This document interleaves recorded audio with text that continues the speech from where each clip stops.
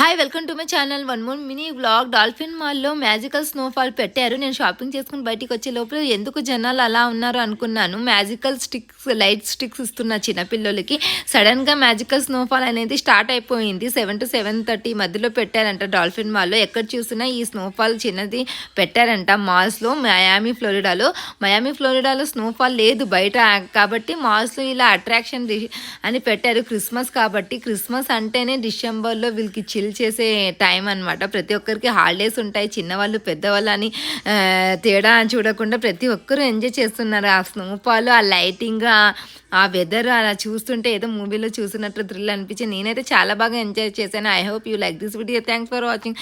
Like, share and subscribe. Next vlog.